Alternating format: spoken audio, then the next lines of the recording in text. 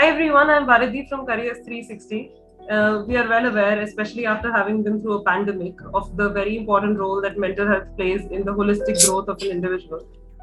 With the pandemic having given most of us an insight into the innermost aspects of ourselves and our lives, the connection between our thoughts, feelings, and actions has come to popular realization, and so has the need to nurture it. The WHO recognizes 10th October as World Mental Health Day every year. Hence, today's discussion with experts will throw light on how parents, teachers, and other stakeholders of children's lives can facilitate better mental health for the latter. I am very happy to have with us on our expert panel Ms. Anju Soni, Principal Shiv Nadar School, Noida, Dr. Deepak Gupta, renowned child and adolescent psychiatrist and founder director, Center for Child and Adolescent Wellbeing, CCAW, Delhi, Ms. Jyoti Dev Rishi, School Counselor, Bharti Vidya Bhavan School, Delhi. Ms. Nandini Raman, Counselor, Parent of Teenage Children, and Popular Columnist. Thank you, everyone, for sparing your time and joining us for this discussion today. It's a pleasure to have all of you. And to begin with, I would request you all to address the point as to why it is important to nurture children's mental health. Ms. Anju, would you like to start? So thank you, Viridhi. And before I actually address that point, I would like to say it's an honor to be here with this panel and looking forward to an engaging discussion. Coming back to the question, I think mental health is with due respect to the experts here, I think it's a much needed need of the hour and a much less spoken about. And it's not just for the children. I think it's very important. Well-being, mental health is very, very important for adults also. And especially now with the 2 years that we've been through, I think the importance there's no need to reiterate the importance. We all realize it much more than what we realized it earlier. With the children, it's very important if I talk of them specifically because they are the future. For them to face the dynamic VUCA world that we live in, it's very important for them to be strong individuals. So small things, recently just, I don't know if it makes any sense, but I realized this, that, I was reading, someone suggested that I read the book Breath by James Nestor. And reading that book has really opened my thought about what mental health and well-being means and how important a simple thing like breathing that we take so much for granted that we don't pay attention to can do so much for a mental well-being of an individual. So I think it's definitely a much needed conversation in today's time. I hope that answers your question. That does absolutely. Dr. Deepak, can we please have child mental health without any second thought is one of the utmost important thing. Think of physical health as mind and body relationship. We know that without a good mental health, physical health can't be there, and without a good physical health, mental health cannot be there. So there has to be a good synchronization from day one. We know how a 1-year-old mental health is important. We know our 4-year-old mental health is important. At various developmental perspectives, whether it's a pre-adolescent or whether it's a pre-teenager or a teenager, every point of time, the mental health helps you to bring your best and fullest potential and ability to forefront. If your mental health is compromised, you're always struggling with things. If your mental health has issues and you are challenging with it, so gradually the mental difficulties becomes into mental disorders. So time has come that we foster positive mental health in every child. And for that, the stakeholders, including parents, have a great responsibility, including the schools. So mental health, and the one thing is there, that most of the mental health disorders, and we have enough studies, including WHO, that around 50 to 70% of the mental health disorders has a seed before the age of 15 years. That means before the age of 15 years, most of them would have got rooted into it. So if we are able to prevent it, we can save a lot of human beings and souls to go into mental disorders. That's why childhood mental health disorders have a very, very strong importance. Unfortunately, our country, our society is in a lot of denial that children can't have mental health issues. But what is important is that promoting and fostering will go a long way to have a better society and better new generation. Thank you. Thank you so much, Dr. Deepak. Dr. Jyoti? Uh, I totally agree with Deepak sir when he's saying that it's difficult to convince parents at times that child can undergo stress, child can undergo anxiety.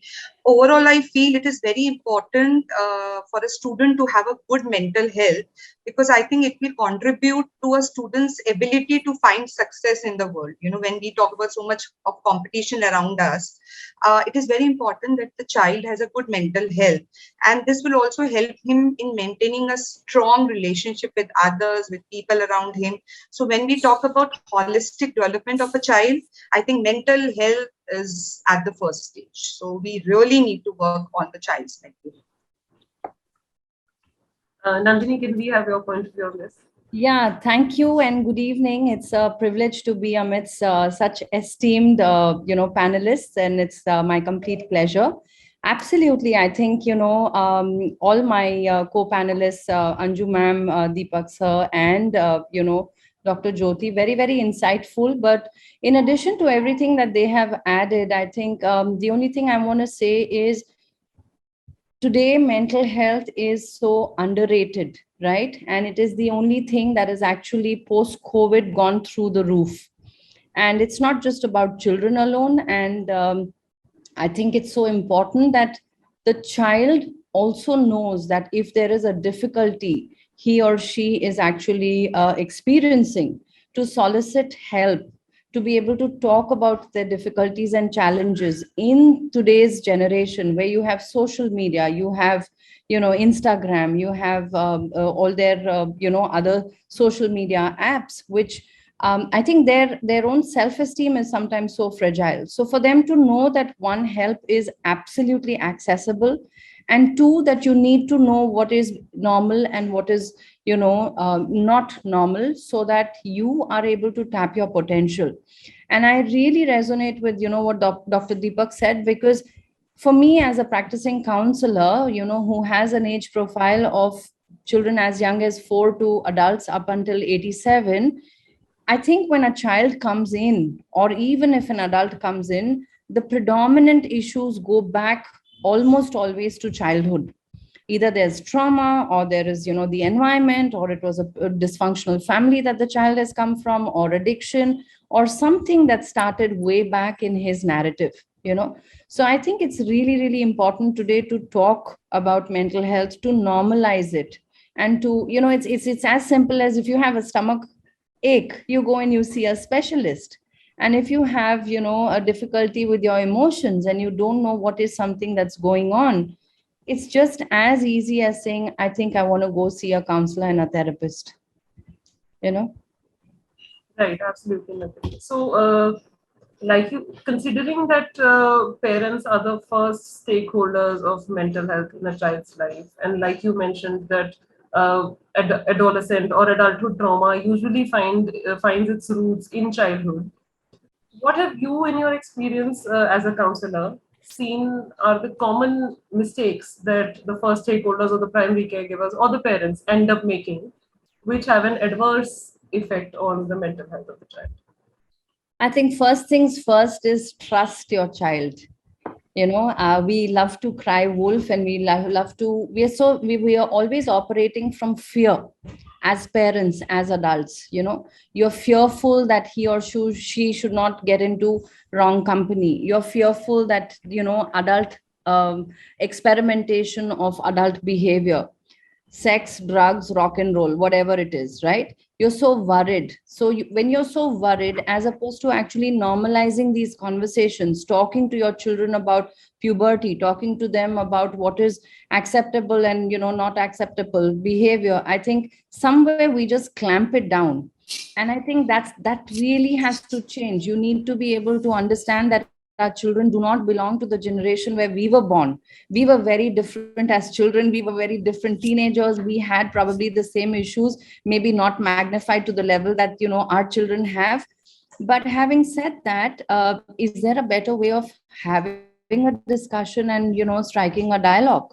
Because if your children are not able to come to you and share something when they are vulnerable, what good is that parenting? you know when all you're trying to achieve is to build a safety net for them, when all you're trying to do is to be their first and foremost support system and actually really work on their protective factors. And if you're not there in their life, right, and I'm saying this as a parent of two teenagers, and I would love to believe that my children share pretty much everything with me, but I still know it's probably only about 80-85%, and that's okay. I can live with that. That 15% is their own zone, and it's okay. But for them to know that, good, bad, ugly, I am your first stop shop. I need to know what's happening in your life, because otherwise there's no way that I can bail you out. So I think those conversations are very, very important. And for us to destigmatize mental health, oh my god, my child has a problem, oh, he or she needs to see a counselor. What is the problem? Or where is the problem? Log kya kahenge? We are so led by, what will people say? I didn't raise him well, I was not a good mom. You will not believe it. I had a client whose child is in the 12th. He's only 16 turning 17, and he considers himself as gay in terms of his sexuality. And the mother's convinced that he is sick, it's a problem, can you please fix him? Because how can he not like the opposite gender? And my husband is working so hard and paying for everything, and he lives in Dubai. So ma'am, is it okay that you can fix him? Because otherwise he's going to blame me that I didn't raise him well. So where do you start sensitizing these people? Where do you start actually educating parents, right? And somewhere it is really, really not what meets the eye.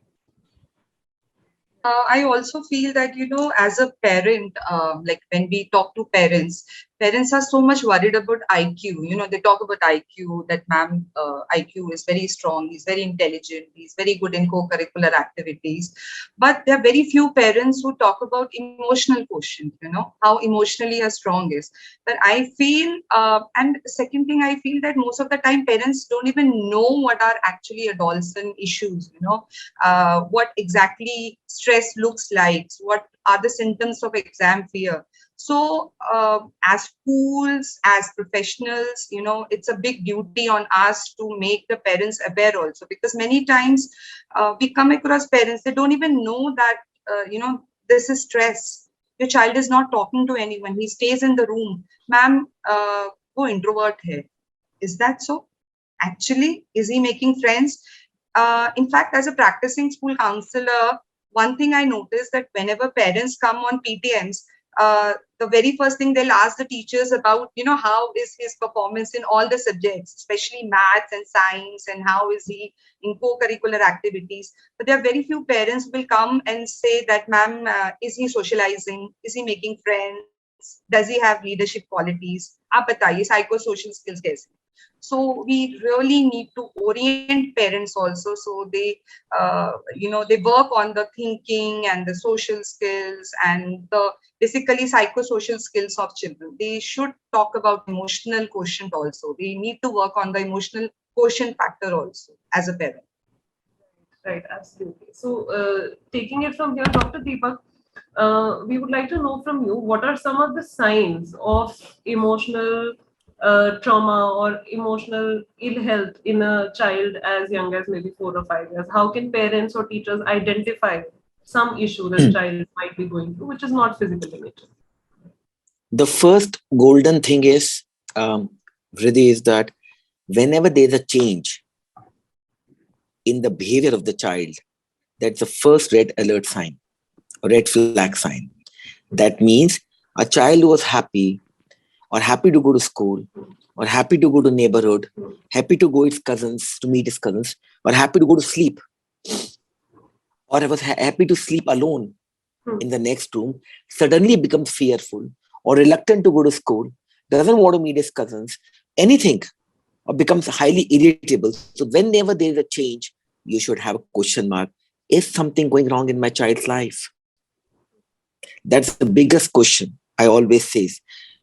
Myself also, over the years, being a being a father of two young daughters now. They have grown up, they're in the college now. But yes, that's what I used to always question yourself as a parent.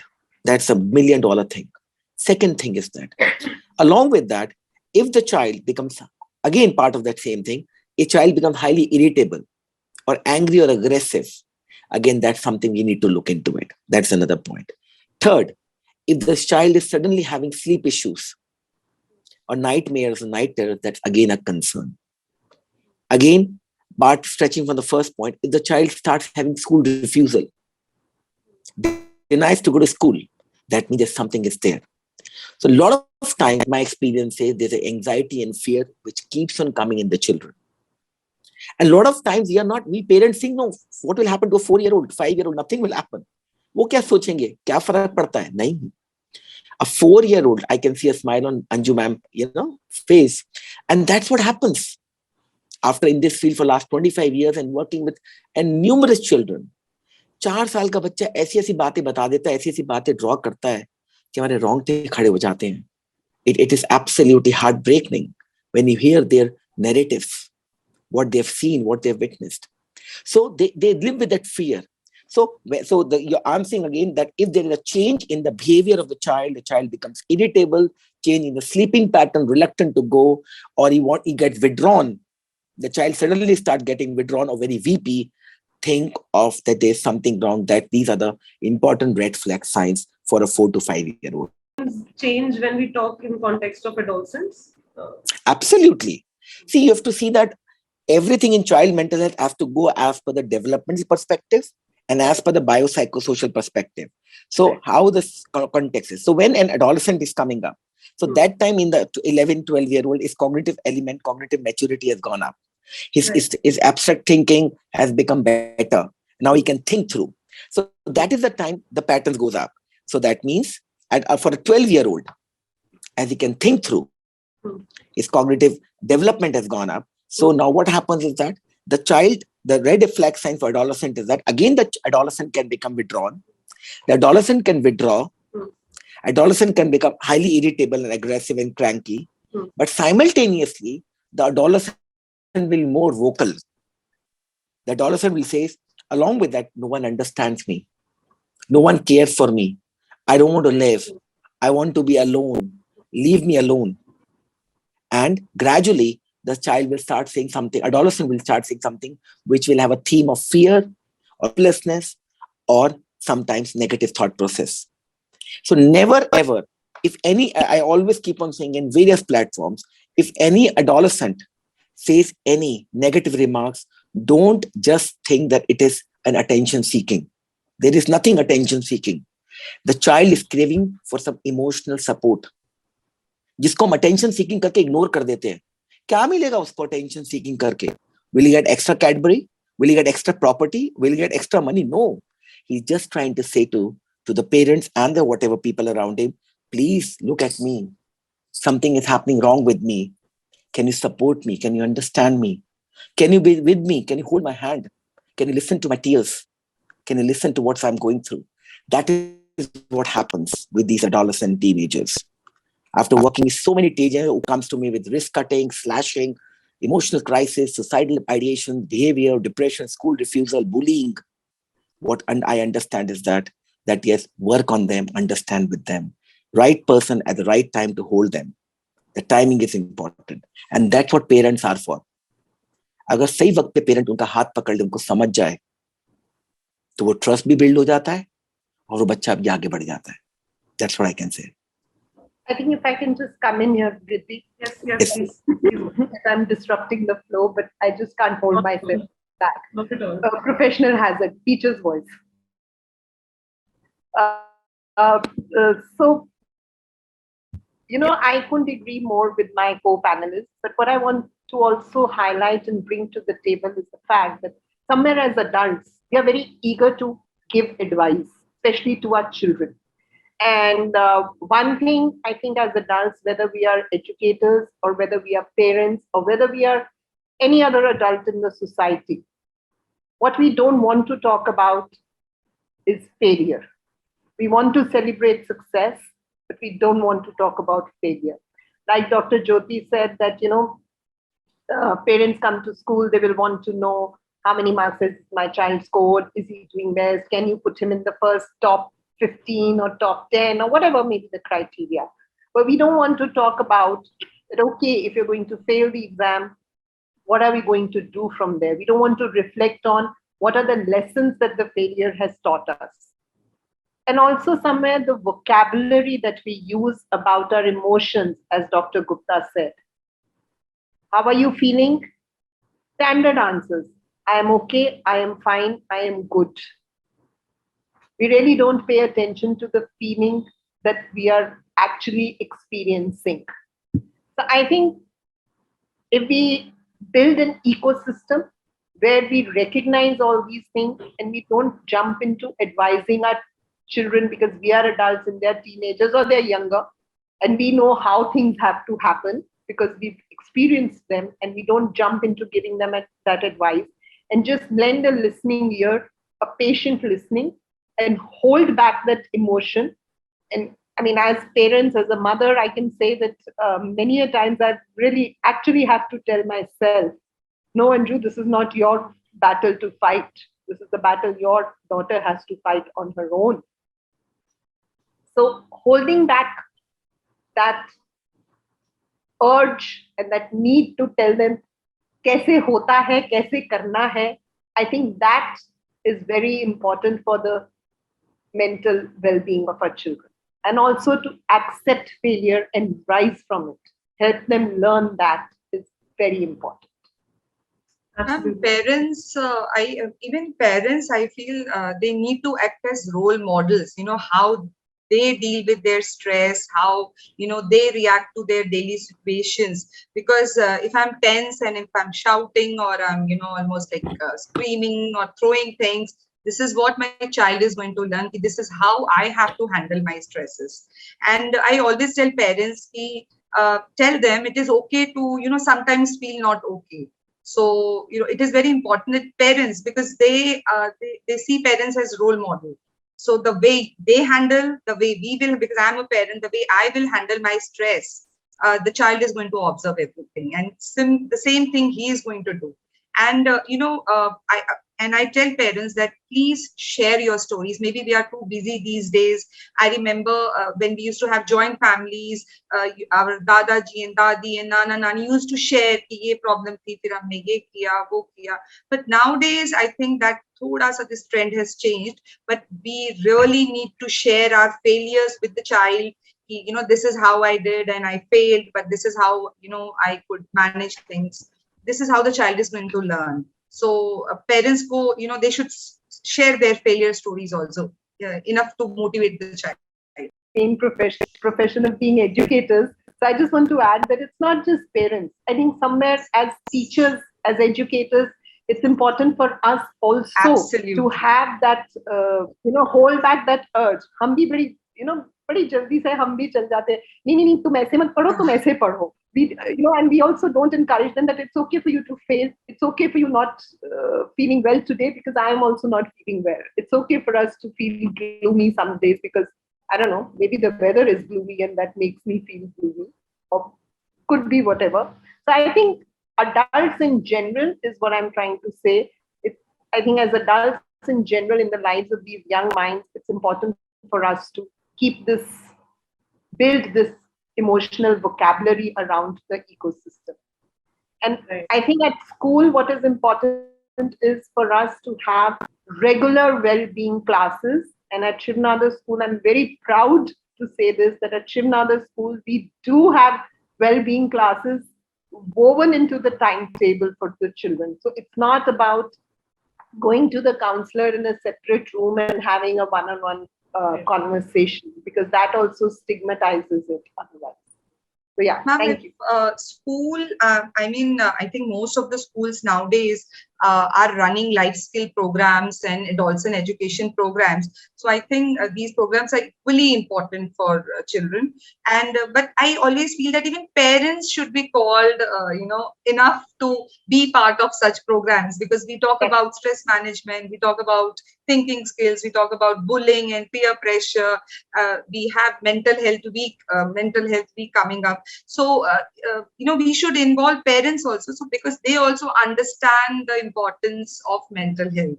And school Couldn't has a agree. very, very major role for that. Yes, couldn't agree more with you. And we do have regular coffee mornings with different themes across the years, Yes. so that we can build that partnership with the parent. Because to be fair to the parents, it's not their fault also.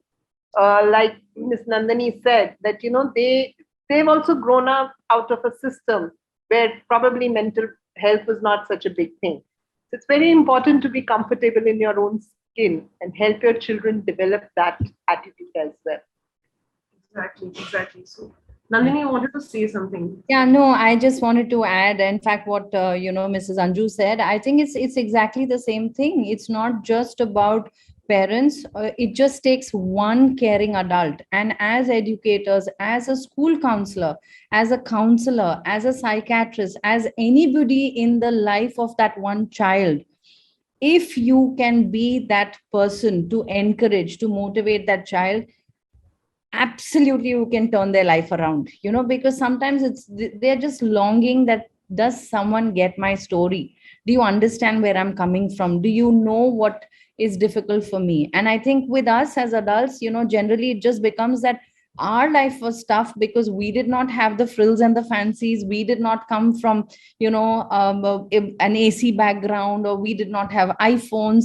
And the child just rolls his eyes and says, but that was not my problem. If you were born in an age that you did not have cell phones and you did not have smartphones and tech and all of that. And which is absolutely true. So today I think somewhere it's also about them not being able to handle their basic difficulties. The challenges could be very, very small, but for them to be able to problem solve, to be able to actually really think about, how do I reason this out? Can I rational it out? For the smallest of things, they actually slip into depression. And I'm not talking about just feeling sad, but clinical depression or clinical anxiety or suicidal ideation. And these are real things. I think way back in my practice, if I would, even use a paper pencil test and figure out this client needs a psychiatric assessment, the client would be somewhere around 35, 38, 40, 45. Today that age has become 13, 14 years. What does a child of 13, 14 need to be doing being depressed? He should be out there playing. He should be like taking part in sports, figuring out his extracurriculars, and equipping himself and his CV. But they're just so bogged down by, I'm not good enough. And I think that absolutely damages their mental health. With this, we would come to the conclusion of this discussion. Anything you would like to say for a concluding note? Any of you? So I think, if I may go first. Yes, please. I think what is important is for us to move away from that pedagogy of instruction and knowledge to building a pedagogy of curiosity. Why I'm saying curiosity is because it helps you think. And when you think, you reflect. And when you reflect, you are probably able to, whatever you're experiencing, whatever you're feeling, you're probably able to break it down better. And maybe if you're aware, you're able to ask for help. You don't shy away from asking for help. And like I said earlier, it's very important to build an emotional vocabulary around the ecosystem. We need to move away from saying, I am okay, I am fine, I am good, I am stressed, I am depressed. Because I think somewhere as time has passed by, we are using these terms very, very casually. So I think positive mental health should be encouraged, and a conscious effort must be made to reduce the stigma of reaching out to anyone whom you trust. In the last, and as predicted by WHO, by 2030, depression, anxiety disorder will definitely become more prominent, almost surpassing even the cardiovascular problem also. So through this thing, because this will go to the parents, I want to say that yes, absolutely what ma'am has said, Anju ma'am has said, yes, think, reflect, that's very important. Positive mental health is very, very important. But if you see any red flag signs, don't be reluctant to consult a mental health professional. A lot of times, just one visit or two visits can help your child to prevent going to a serious problems. A lot of time, it is just a reflection by a mental health professional, because a lot of times you're not able to see yourself. You're so much engrossed in your own system. आप अपने आप को खुद आईना नहीं देख पाते. या तो आपका कोई ऐसा जिंदगी में होना चाहिए जो आपको रिफ्लेक्ट कर पाए, क्योंकि आप खुद रिफ्लेक्ट नहीं कर पाते, आपकी क्षमता कम हो जाती है, क्योंकि आप उस दलदल में खुद फंस जाते हो. इसलिए you need someone, a neutral person, non-judgmental, who can reflect back to you at the right time, at the right point. इसीलिए whenever, if you see in 4-year-old or a 14-year-old, don't be reluctant to go to a mental health professional. More than stigma and taboo, it's the right help at the right time. Going to mental health professional is beyond medication. It's the right intervention, right approach, by thinking, by talking out. तभी 2017 में WHO ने theme दी थी depression let's talk. इसलिए दी थी, let's talk it out, let's talk it out, let's not label people. No, पहले सुनो सब लोगों को, फिर ये इंपॉर्टेंट है. So through this I want to say, act fast, don't just keep on thinking and blame yourself. Lot of parents they keep on blaming कि मेरी वजह से बच्चे को ऐसा हो गया, तो फिर क्या हुआ, फिर दिक्कत और बढ़ जाएगी. So last point is that act fast and take people right approach and take right help from the right people, and you can really make a difference to your child's health, mental health and including physical health. Thank you very much. Thank you so much, Dr. Deepak. Thank you so much, Nandini, Dr. Jyoti, and Miss Anju. It was an absolute pleasure to have you. Yeah, thank you so much. Means a lot. Your presence means a lot.